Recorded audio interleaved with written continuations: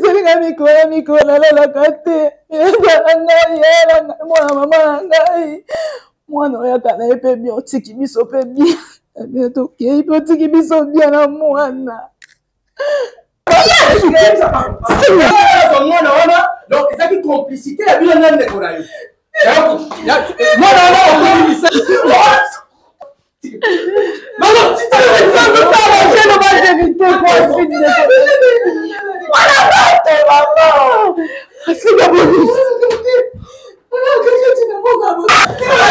voix du peuple, oh, la voix du peuple, oh, c'est bien, oh. Vincent Chilouizi, étoile de la presse. La voix du peuple, toujours longueur d'avance. Les informations partout dans le monde. La voix du peuple, toujours actualité na actualité. La voix du peuple, maman na ngaye, oh yango yo la voix du peuple.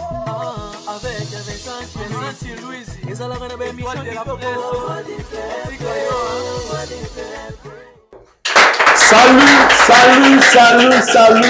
Salut et bienvenue, chers amis téléspectateurs, dans votre émission Vérité en face, la chaîne Abisso, émission Nayo, émission Nanga, émission préférée Abisso, ma Congolais, émission préférée Abisso Bananzambe, émission préférée Nabandeko, Balingara toujours pour apprendre sa sagesse, Naba quotidien Nabango, émission où il permettra à Bandeko, Baya Awa, pour nous avouer, ma secret, ma vérité, ou ma bomba. Nous avons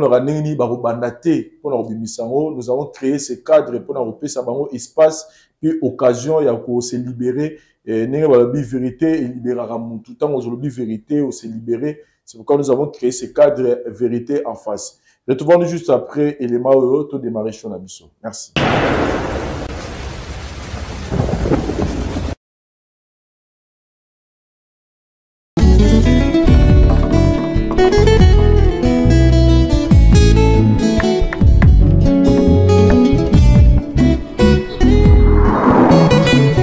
Bonne nouvelle pour la bandeko nyonso bokozwa libaku ya kitoko ya kokutana na élément oyo ndeko na bino Vincent na ekosala bino.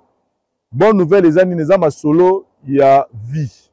Awa bozomona naza na makadam oyo yango ne memaka biso ti na Maluku centre. Et memaka biso na Maluku centre, c'est-à-dire bifurcation ya boulevard Lumumba. Oyo nzela msoke mbaka na tiba nzela banundu oyo ne memaka biso tina Maluku centre. Lisolo ezali espace obo moni ezana simalanga oyo ezali bongo concession bazo kata mapangu 20/20. Oyo ezali opportunité kitoko pona bino pourquoi parce que mapangu mingi to ya kosombaka awa na ba maluka côté ya Maluku awa ezaka mingi fo kota na mutuka okoti na kati. Mais oyo eza opportunité kitoko eza ke ndeko to mona mituka ezoleka awa. Donc concession na biso ebandi kaka na makadam oyo. Tokokatisa na dari po to mona ngo bien. C'est-à-dire concession na biso ebandi na makadam oyo. Donc nde toza awa ebandi awa tokitango tina sekuna meko kitango sekuna ya sango kitoko nango eza ke toza peka na makadam. Donc toza eza arc. Donc arc nyonso ne pesim etali makadam et kiti sikoti na seboye 20/20 $4,500 américains. $4,500 américains aujourd'hui le pango na yo 20/20. Bameromi bakoma koloba ngala osoma le pango la Maluku na renova la Maluku te. Botala erreur bosalaka.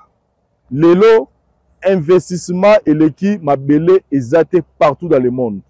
Moutoir a reçu le pan, on a eu $4,500 awa.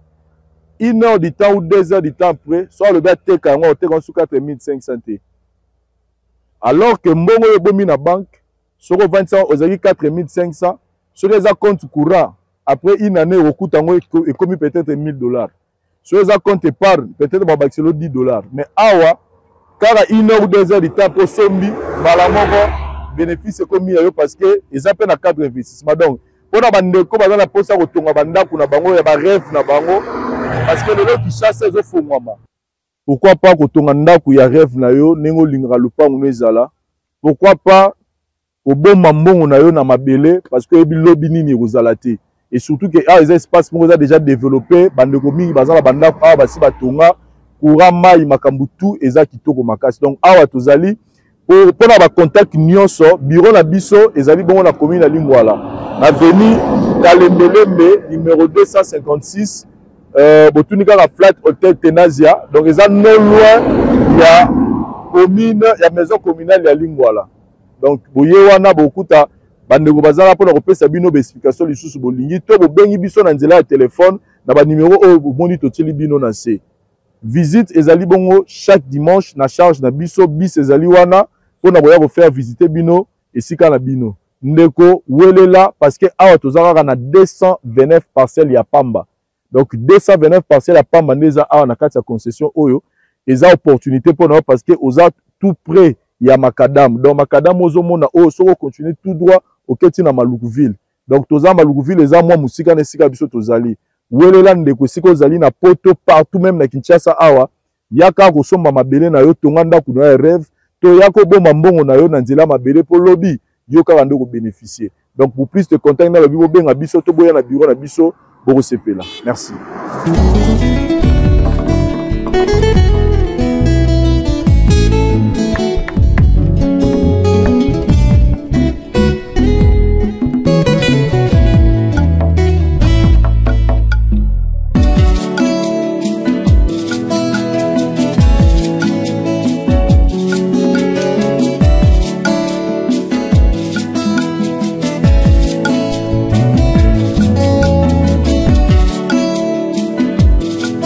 Un élément très important, la ngana bakisela bino ezali ke ba mapangu nyonso eza awa eza déjà ba parcelle cadastrée. C'est-à-dire au sombi lupangu na yo mala moko na kati ya contrat ba do sela yo oza dans numéro na yo ya cadastre o kende déjà olandela makamu na yo. Donc eza te ko sombi lupangu obani suko lugo ba ndenge nini olandela non. Donc ba parcelle tout eza tous les 229 parcelles eza na ba numéro nango déjà. Donc venez acheter vos parcelles pour construire vos maisons de rêve ou pour investir, pour que plus tard, Ebotelayo va bénéficier à Malam. Nous sommes ici, la voix du peuple, cadeau de Libino Yango pour l'année 2023. Merci.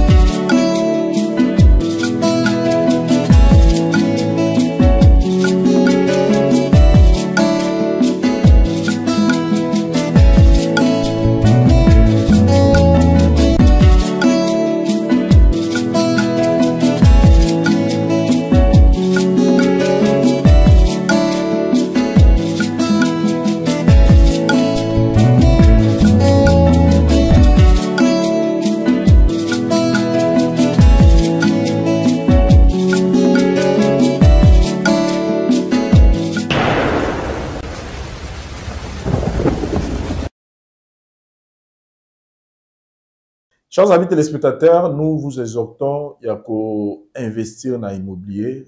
C'est très important. Moi, ma canissouane n'a pas de élément de la publicité. Ma canissouane a ni na maluku. Bakota maluku ana ke nova na le na olukanini. Liboso zaiki ba bibwa, eko koma mikonga, eko koma ntsele lelo et koti maluku pour vous dire que Kinshasa ezo fungama et somba mabele kotonga ndako eza te forcément okendo banola la kuna to banovanda kuna non eza pe une façon ya ko protéger mbongo na yo ya ko bomba mbongo na yo na lobi na loba toujours investissement leki mabele eza te. Donc bobenga ba numéro oyo ba wana pour plus de détails et le descente eza bongo visite eza bongo chaque dimanche à partir ya 9h na avenue Kalemele mene to pisi adresse wana. Donc nous vous exhortons vraiment ya ko ozo 4500 euros dans la banque. Moi, je vous conseille à rejoindre un terrain. Parce que terrain, au-delà même, il y a un terrain chaque jour, tu l'as la mukara. Ma belle matarakaka, ils ont ma belle qui t'a raté, ma belle multiplie à marakaka. Donc, biso bandego toujours lukana, nous tous en ba gêne, boeto lukarato bomaramon, on a ma belle. C'est très important. Chers amis téléspectateurs, la fois passée, tous avez na kaya ndeko na biso mama Karine oyo azali ko bima bongo na ndeko na ya mon cousin na ye pendant kazara na zemi conséquences oyo yaki kobota nous vous annonçons que mama Karine a lukaki biso omeka pe ko sola na ye et si tout va bien dans les jours qui viennent boko joa suite nango peut-être aruzonga awa pour que tout le kaneni toroyi kobongisana mobali na ye, mais nous sommes vraiment très désolés ya ko informer bino sango ya pasi pe ya mawa concernant histoire ya ndeko na biso mwasi ayaki awa oyo azali kobima na papa mobokoli mwana babota tilola akolaka te. Nous vous informons malheureusement mwana atikaki biso mwana akufaki, donc esengaki peut-être vérité bima po makambo nyonso eyebana mwana atikaki biso akufaki déjà. Mais nous sommes en train d'encadrer la fille oyaza victime ya makambo nyonso pona bande batuna yenga eske maman la kangisaki la jeune fille non akokangisa ete parce que surtout landé kutu na dossier c'est son mari nda ko payer vraiment cher par rapport à situation ndenge lekeli. Donc kotala bozala na bino inquiété, mais à part ces arrêts qu'on a perdu l'enfant et dans le but peut-être senga que vérité bima faut que moi na kenene na kimia, donc que son âme repose en paix. Mais les lots parce que tout ça la situation moko ils a vraiment compliqué, vraiment compliqué, mais grâce à Dieu je pense que to recomanango tina suka ndeko na biso mwasi auti Lubumbashi azala awa na Kinshasa te, azali parmi bandeko oyo batalaka mingi vérité en face, et depuis akoma otala la vérité en face na makambo zo kutani na mon avis il s'est décidé aujourd'hui à na plateau na biso tozo yambaye poto yeba nini tunisier pour que ensemble biso na bino to apporter assistance na biso. Mais en attendant, j'attends de vous maximum de j'aime pour l'émission Oyo. Vraiment, de gono sur d'autres l'émission Oyo. Si la personne a place bâtie Moussapi Boé, cliquez kawana. À tout autant la télévision, sur le même cas, qui n'engo okomara la voix du peuple, okomara vérité en face. Ozuka nini babena on sourit, hein. Ça dit flèche wana au même oti na Moussapi Eche Boé, ou cliquez kawana. Juste ça, to sengibino. Et puis au commenter, au partager la bande de Rono, na WhatsApp, na page Facebook, na yo, et au sala biso bien. Retrouvons juste après les mots au poto yamba maman la biso. Merci.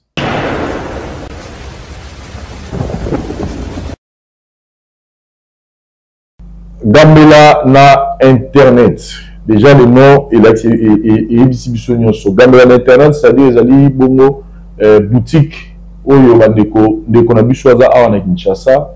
Avant d'être disponible pour la bino bandeko boza na poto mingi to ebine ezalaka boza na posa ya la provision pour na ndeko na yo, pour na famille na yo, pour na ndeko moko talaki na télévision moni kazo passer un mois difficile pour apporter assistance, pour na orphelinat moko, pour na homme de vieillard moko boza na besoin baki notiki la bango biloko ya kolia Gambela na internet eye pour na yango. Donc bobenga bango bobenga na place on a besoin de biloko ekoma obengi bango dans les bons, c'est-à-dire bah assurer le nom biloko au sombi et puis bah assurer le biloko de ma place où le sommet matière kende. Donc nous ça la donne orphelinat, nous ça la donne homme de veillard, la bloc olia bah l'osso bah semoule bah huile, tout ce que vous voulez bah miliki en tout cas bengi bango kara na numéro na PC et ça le cambo sérieux celui Vincent Lobby c'est que rassurez-vous que bah mes appels correct. Je pense à les jours qui viennent de retirer la monnaie spot na bango bah nous le cas tout moment. Donc bon mais ça na Gambela internet sombi biloko na oza na poto tindika mbongo na yo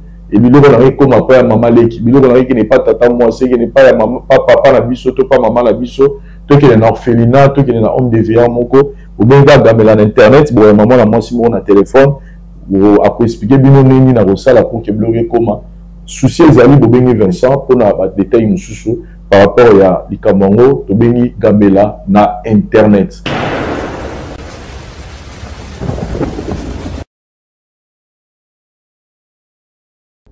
Voilà, nous sommes de retour dans Plateau Nabiso. Chers amis téléspectateurs, Gambela l'Internet, dans le tout le bas tout à l'heure, on a publicité Nabiso. C'est que Batming dans la posa au sala badon, na orphelinat, na homme de veillard, mais il n'a pas le temps. Il y a recours peut-être, mais il a les moyens. Donc vous pouvez contacter numéro de tir. On a tout beaucoup contacté un peu Vincent, na rouge libino intermédiaire wana. Pour la de oiseau tout na biloko nini bazoteka. Par exemple, biloko ebele, donc c'est à vous de faire le choix pour bâtir de la prix. Ne baba qui n'a informé, nous avons dit bazo bien bazo tout na mais routine de la biso biloko bozala alors que ba biloko eza tellement ebele yende mutu na pe sa choix na ye et puis ba voyez ça que o tozala ngo o eza prix boye. Donc et puis déplacement ya bandeko ba kenotik ngo babi bazo qui est partout na ville à Kinshasa. Donc en dehors à Kinité mais quand on a Kina tout de 24 communes bakoma bapona kotika biloko yango. Nous sommes en présence ya Maman Astrid. Maman Astrid on a tout à l'heure awa azali bongo ovala na Lubumbashi, aza femme mariée. A contacté biso parce qu'il y a une situation moko oyo eza ko pesa pasi. Après plus de 20 ans, il y a Robomba secret en nous. Aujourd'hui, elle se décide de venir se confier à nous parce que c'est le seul moyen pour libérer. Bonjour Madame Astrid. Bonjour papa. Toyambi on a émission na biso Vérité en face. Ninge na sola kinayo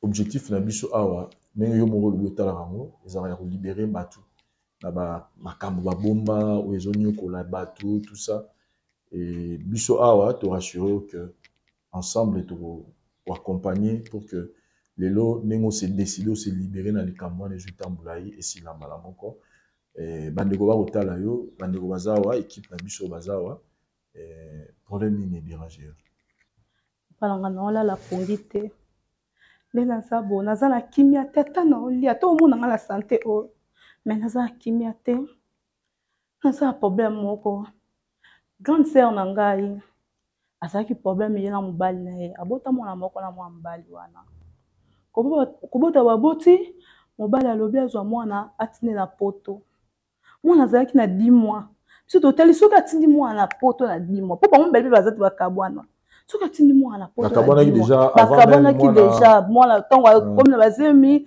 bamindondo ale tia botaka na bazalaki na ba désordre nde mwasi azongai mpa na biso na maboko ya fami alobi azwa mwana akende na mwana nde ndekolanga mwasi amoni fami mpe bafandi batali mwana aza nano na 10 mois akokende na poto mwana nakoyeba biso akoyeba biso te so totiki mwana akende nde ndeko fami bafandi babengi ngai ti babi oyo okolo oza na mosika kuna mwana atotinda ye epa na yo na mpe naboyi te na bite aza mwana yaya na ngai eza problème te yaya kutu ye monda fute transport aye na mwana tina ndako tina Lubumbashi mpa na ngai akoma epe bien baye na mwana yaya après 2 jours yaya asimi nzela akei mwana asalaki kaka 2 jours mpa na ngai tobimiki tokende prière na ntongo nango papa na okoloba likambo te tolala te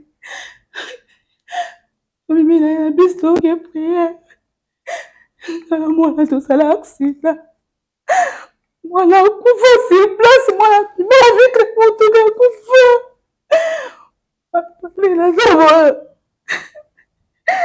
namona nde nakokoloba te nakokoloba te nabomba likambo otamolai nabomba yango papa eza ndeko na ngai eza mwana mama nanga te likambo oyo ye mwana na ye akufa okusali bonga mobali na ngai mobali amoni mwana batu mutu batu ayeka a 2 jours vala aksida yaya mobali nanga pesi ngai te naponi ke toyebisa bango na nde toyebisa bango likambo mwasi na nga ekomimisa biso ebemela biso mindondo mobali nanga alobi tokundaka mwana tobomba seke wana tokebisa mwasi nayebisa yaya nanga teke mwana akufa papa na ngai telaka somo naokanga somo nga mona azalaki azokanga somo likambo oyo mwana yeka 2 jours salatida nazokanga somo bandolo balikambo oyo mpa yaya na ngai leba nomona ndenge te explike yaya na ngai ke mwana na ye ndenge eglise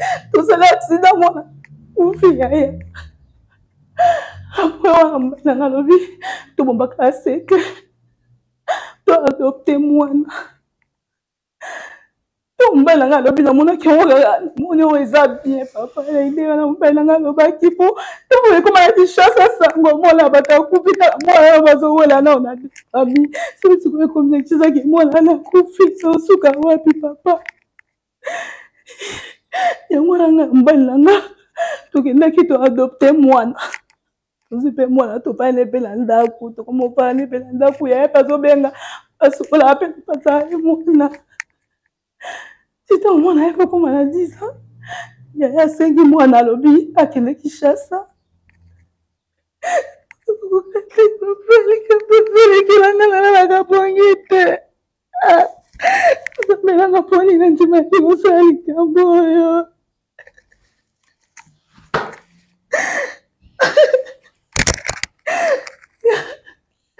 Avec moi là qui me fiche ça. Tout ce que moi là biso na mobile nga to bomba ka sango to tidi moi na ke pa ya na kisha ça. Si ko ngai bana to bana na botaka te. Bana to bana na simba ba moi na te. Et comme on s'en a passé à la poignée de l'église. Alors qu'on t'a prié. Parce que ensemble nous sommes à côté de mon wife sangaka na confesser na la vérité mon bomba na la balika mon bomba. Ce qui n'a l'objet na ko bota papa. Et on a la poignée de la monnaie. Na ka mon na bomba la grande sœur na la bomba ya na ngai. Parce que moko ila tanga na la ko. Na ka vérité ba ya. Na sa ka makane c'est la vérité que moi na la va na ndaku. C'est été ata moi na to adopta. Il faut aller là-bas la bino. Ou kata maka.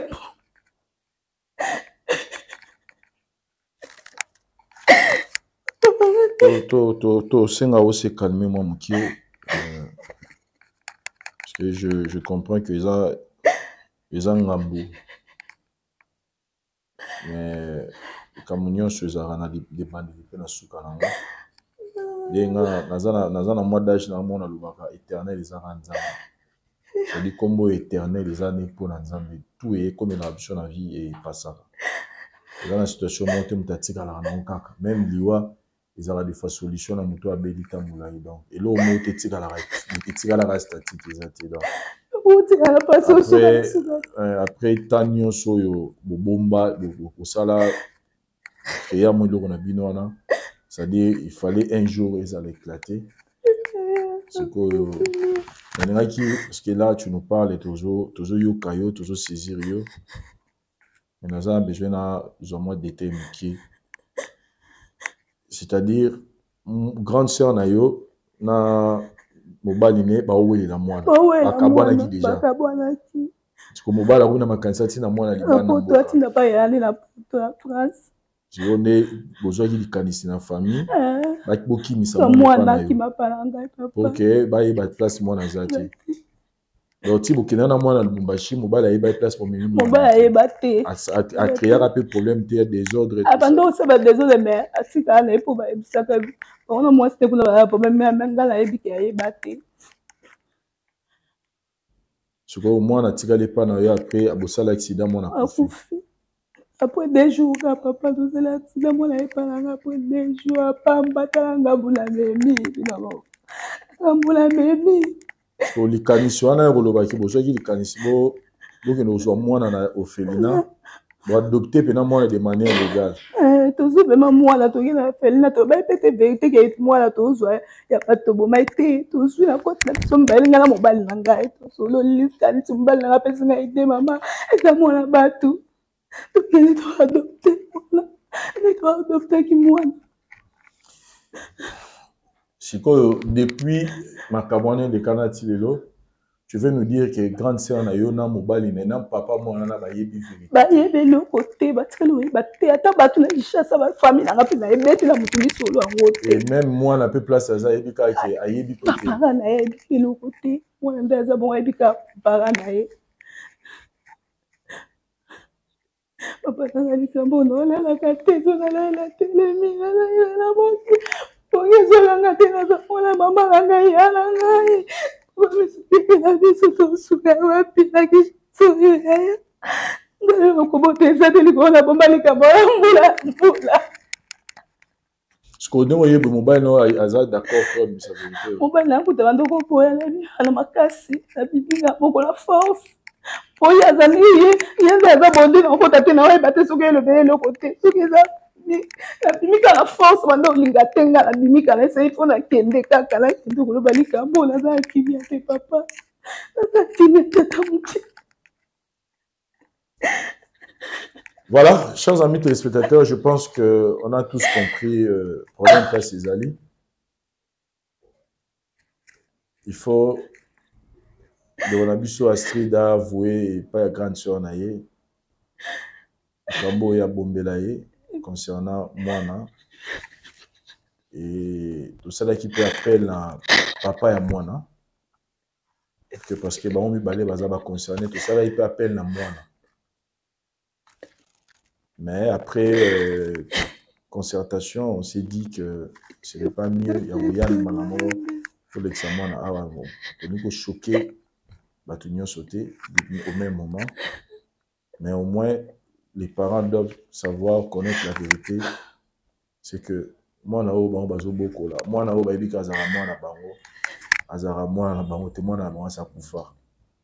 Et si on a moi na ba no ça y est totalisa qui dans une monde na pe tant ozuye bongo ba ni ko like ça grande sœur donc grande sœur na yo ba solo la na moi na solo ka ebika wana mwana grande sœur na kuta yebi eloko tende ngaza bongo solo ni mobali na yeba na ba yebi atelo ko te to bomba secret papa na ngai on bande nini mwana batu tala mwana bande ko wala de famille na bibisi yango na ko mi pomanga boko papa. Mais au fait, tout cela, comment vous cacher le bongo? C'est la vie d'un être humain. Ce qu'il fallait que manière ni boro et ça y est bombi secret moi na koli tout lenga na lobala mobile na ngai na linga na mobile na kaka tout secret likambo suka komi na matu mama la ye suka ko ina matu ya mama na ye mono akufi. Bite papa toza ndenge nini mobali nanga mutala misinga fardo namando kango te yempezinga ba ideo nyonso toka adopte mwana. On se retrouve juste après les marches, chers amis téléspectateurs. Merci.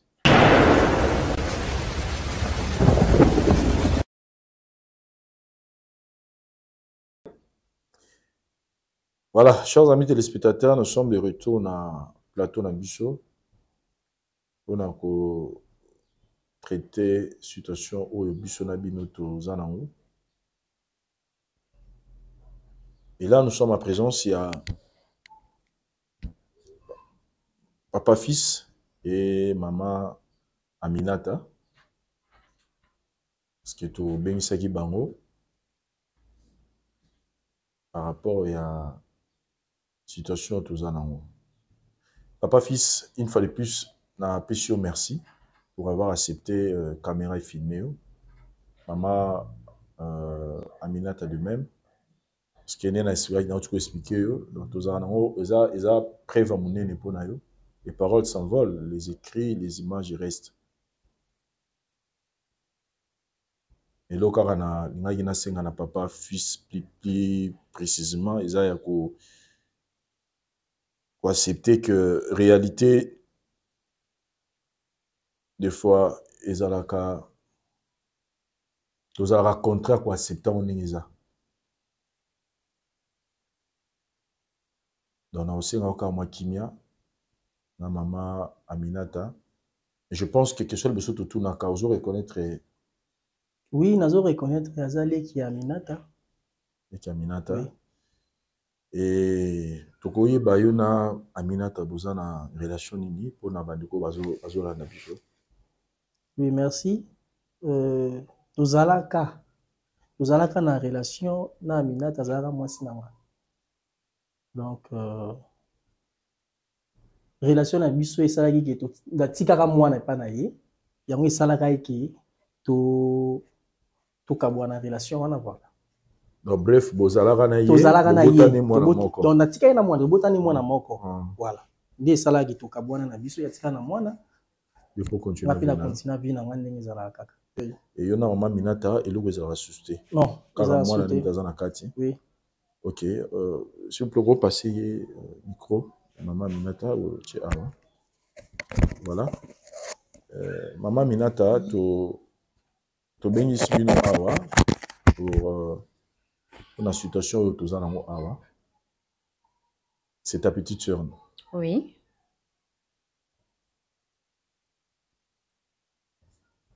Présence t'es na Kinshasa awa parce qu'il y a dans Lubumbashi, tu as awa quand même besoin de temps au solana ye oyeba.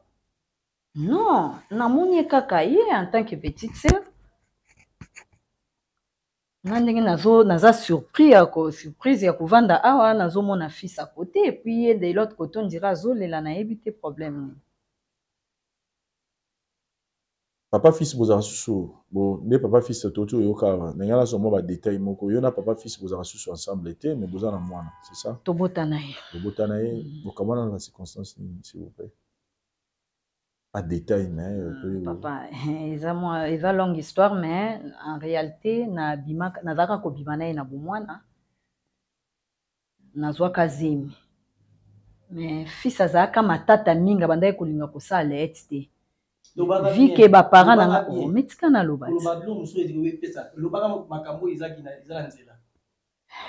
bon pour ne pas to bima peut-être na contexte de ça moi na boka mingi epa nani epa street papa moi na boka mi pas street ezalaka raison nini esalaki emonaki ni pas street raison ezalaki ke fils alingaka akimisa mwana po atinde na poto epa bandeko na ye yango wana tovandaka en famille tozwaka conclusion totinda mwana epa astrid aza na Lubumbashi azalaka na Lubumbashi à l'époque.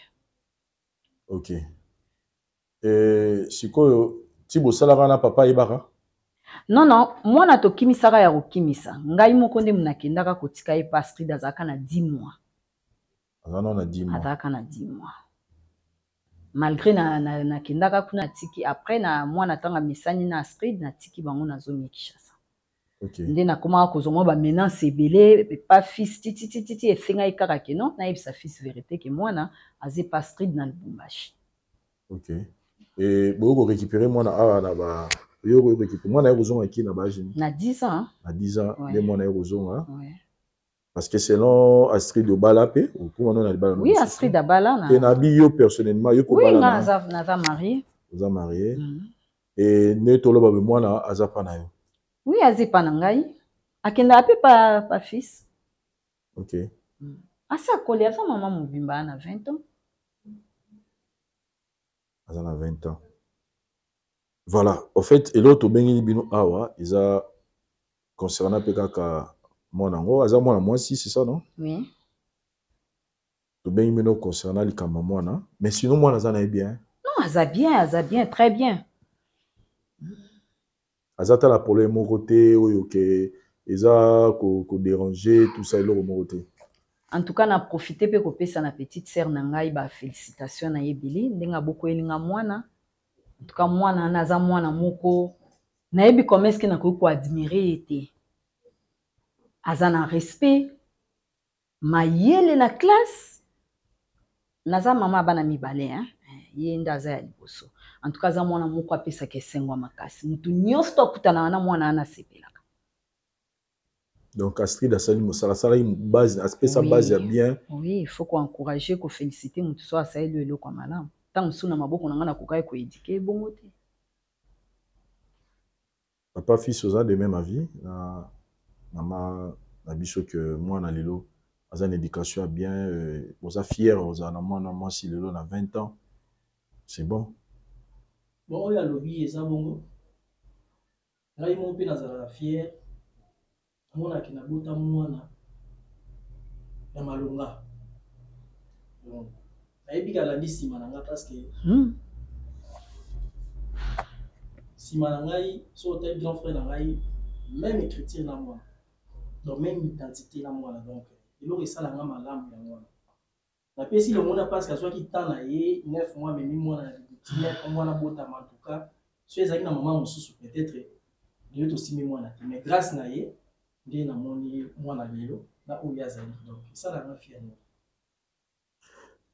voilà en fait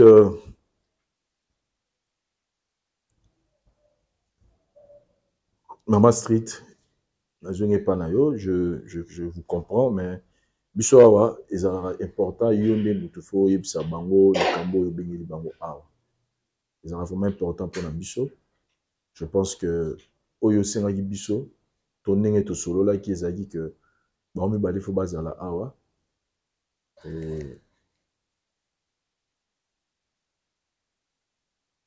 oyebisa bango eloko nini mpenza oyo yo obengeli bango awa na émission na biso ya ensemble tokosunga baza liboso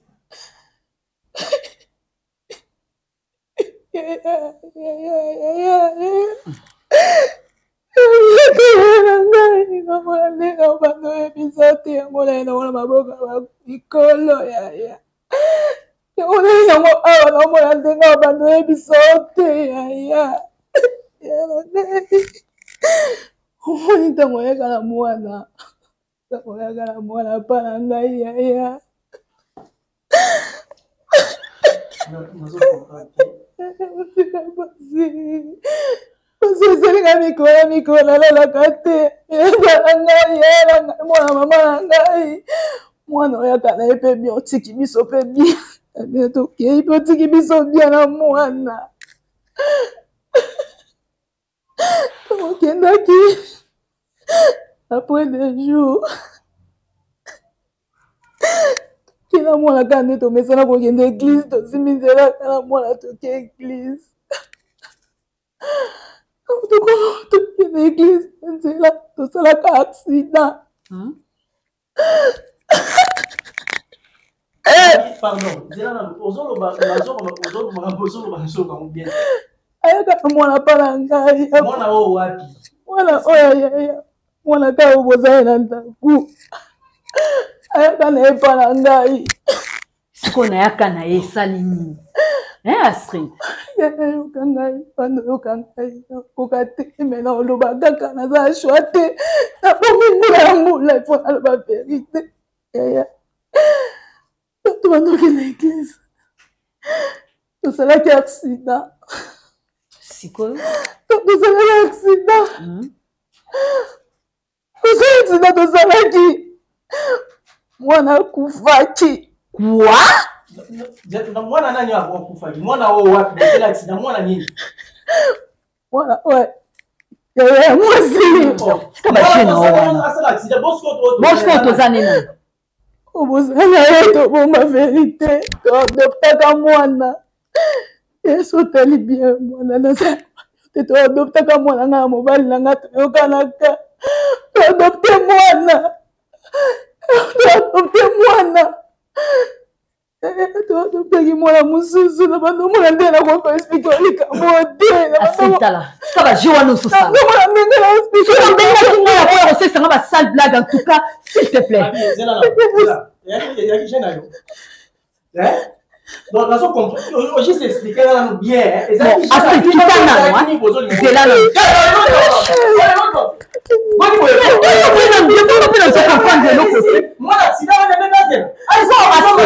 onazali ya mwana nani ozali mwana toadoptaki na mobali nanga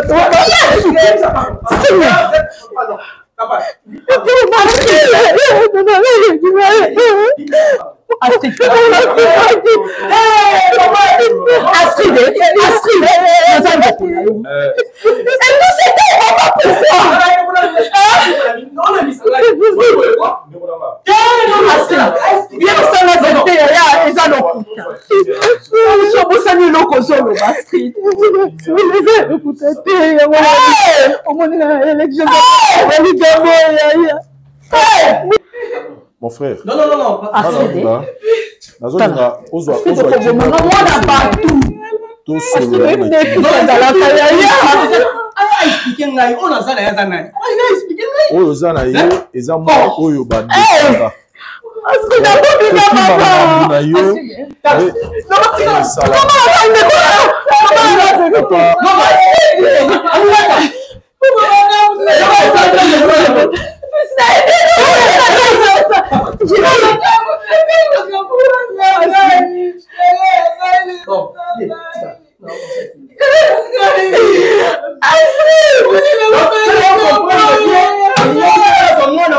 Donc, c'est une complicité, la vie de Korayo.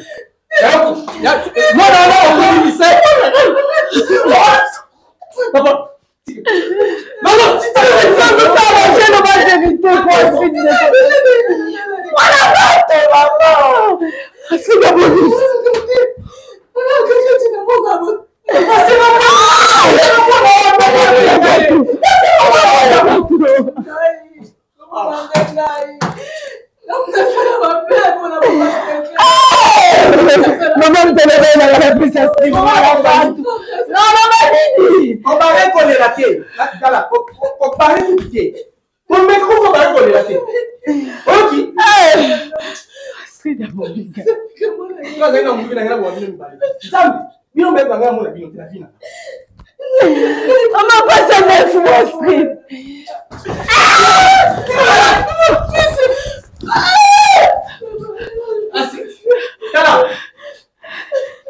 Et nous voyons ça y.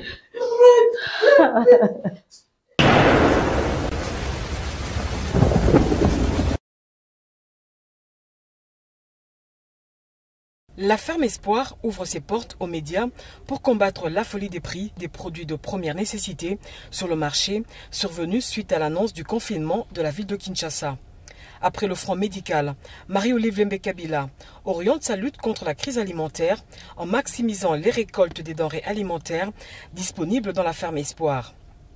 En ce 31 mars qui marque la clôture du mois dédié à la femme, avant de lancer l'activité du jour, l'épouse de Joseph Kabila salue les efforts entrepris par toutes les femmes de la République démocratique du Congo et celle de la première dame Denise Nyakero pour garantir la survie de leur famille en cette période de crise sanitaire. Je salue particulièrement notre première dame, elle est aussi au four et au moulin, comme tout le monde, faisant ce qu'elle peut en tant que femme. Maman, bonjour, beaucoup de bisous.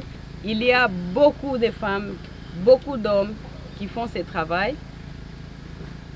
en qui j'ai une pensée particulière et que j'encourage pour que nos assiettes ne se retrouvent pas vides, sinon nous risquons de tous périr. Le site veille scrupuleusement sur le respect des mesures d'hygiène. Avant la première étape à Kitoko Food, lavage des mains et autres règles sont de mise. Dans cet hangar est cultivé des tomates avec une fréquence de récolte qui intervient 4 fois l'an pour approvisionner les vendeuses des tomates organisées en coopérative. Juste après, la délégation s'est dirigée à plus de 20 km du parc animalier de Lansele pour la récolte des feuilles de manioc, un champ à perte de vue qui produit plusieurs diversités. La protection des travailleurs passe comme priorité. La ferme Espoir a pris le soin de sensibiliser la population sur le Covid-19.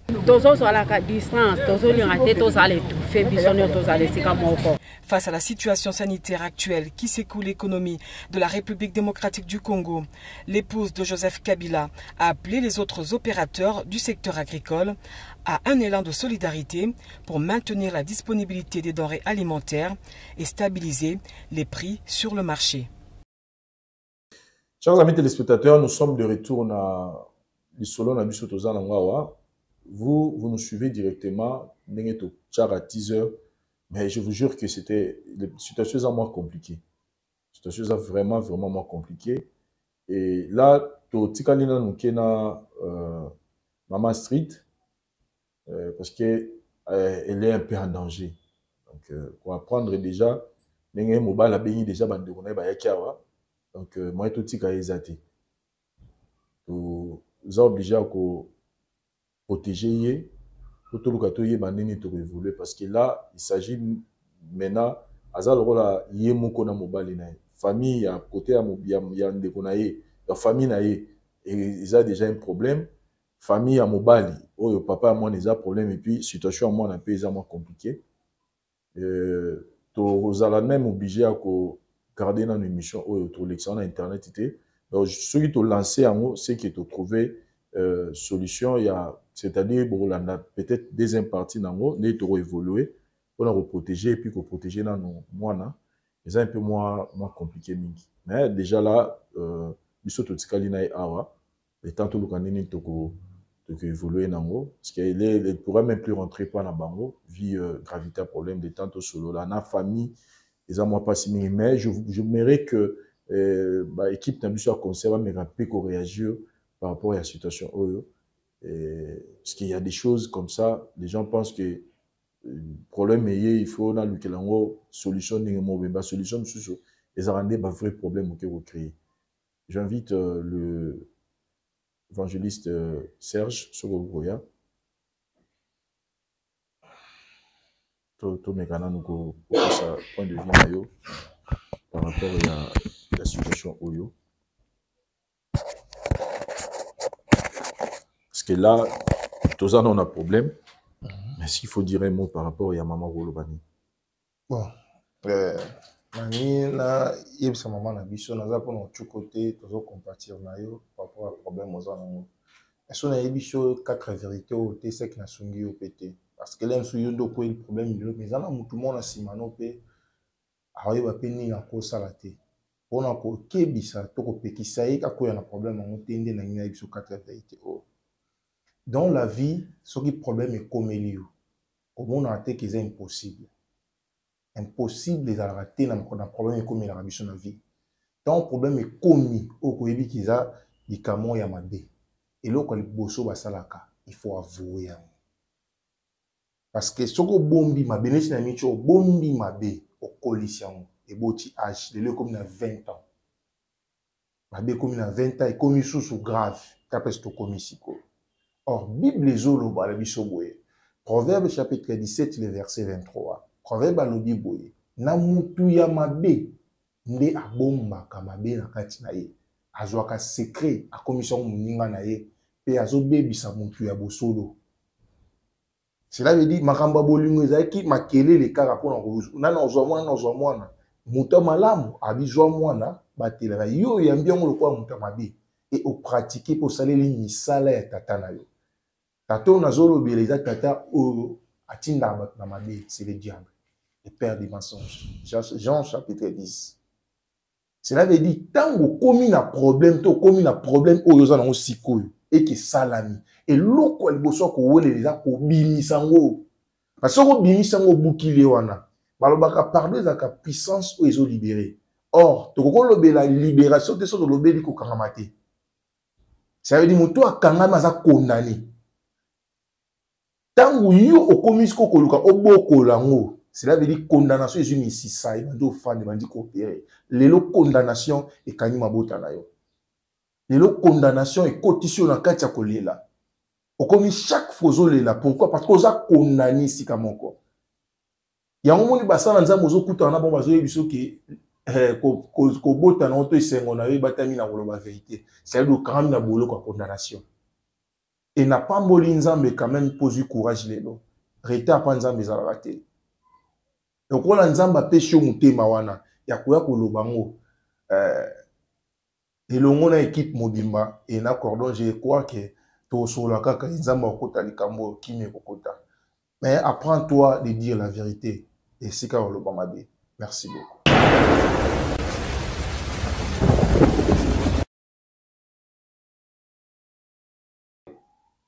Merci Cordon, merci Nabalandinho. En tout cas, dans la citation Oyo. Nanga ça la péricope moroboy par rapport à l'exhortation nangai en fait maman dans Jacques chapitre 5 verset 16 Bible lobby confessez-vous donc vos péchés les uns et les autres et priez pour les uns et les autres afin que vous soyez guéris car la prière fervente d'un juste a une grande efficacité et pourquoi maman les Kambako Bota est commis problème. A touché qu'à cause.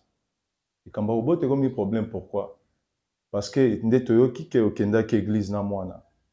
Et Anne, Azara bien un problème à Bota. À 1 Samuel. Mais je crois que Dieu l'a donné l'enfant par rapport à ses prières. Parce que là,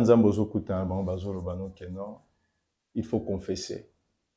Et pourquoi pas Nzamba Zaki incapable de repérer ce mois lorsque parce qu'il y a un problème. Et puis pour aller encore avant, na l'église est belé bakao ezali. Bakao ezali na l'église, ezali betonga. Motola loba vérité na makambo sala na passé na soit. Oya bombaki, mais au moins na moto bombi likambo wana. Ezali rozali bossa mungango zo esa mungana zo kam tout passe pourtant douleur ezali mutu ezali likolo.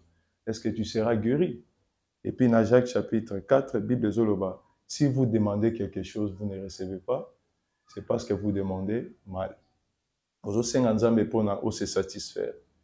Mais ozo bo sangeza na bâtiment o offensa, même si ba éviter. Nzambe azo amona ki bien makambo nyonso esala kiwana.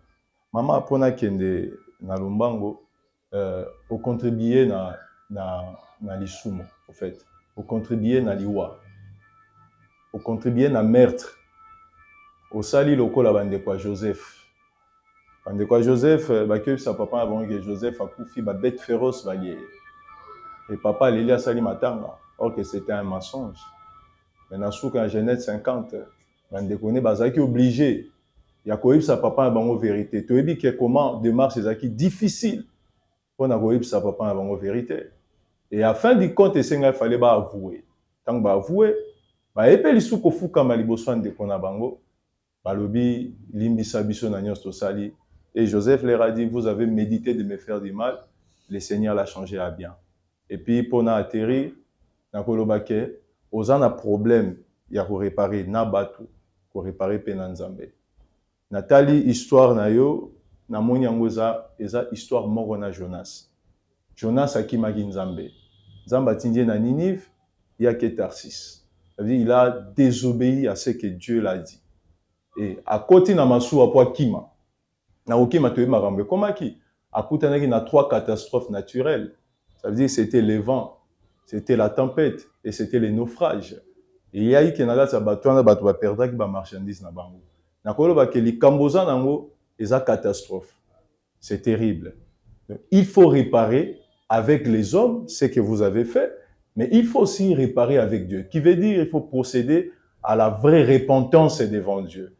Parce que Nasuka Babwa qui Jonas n'a katia libumambisi. C'est par là qu'il a fait la repentance. Ozo s'est retrouvé dans une fosse de problèmes. Ozo Senga, après avoir avoué la vérité, est-ce que Dieu aussi a pardonné? Le cas repentance. Et puis, je crois que la prière fervente a une grande efficacité. Nzambe a délivrer même les Kambunayo. Parce que le Kambamabota n'a eu Zamaboka Batute. Et Zamaboka Nzambe. Et Bible Zoloba, tu ne tueras point. Moi, on a Koufaki, mais tout le monde m'a bombié les sous. Il y a bomba secret. Mais, comme la Bible dit, vous connaîtrez la vérité vous affranchira. Je crois que dans le conseil, au sosola, qu'est-ce qu'il faut faire? Et puis, Bible le dit, si tout est possible à celui qui croit. Donc, ce que dit Mama Lobo, je crois que Dieu va vous accorder la délivrance. Que le Seigneur vous bénisse.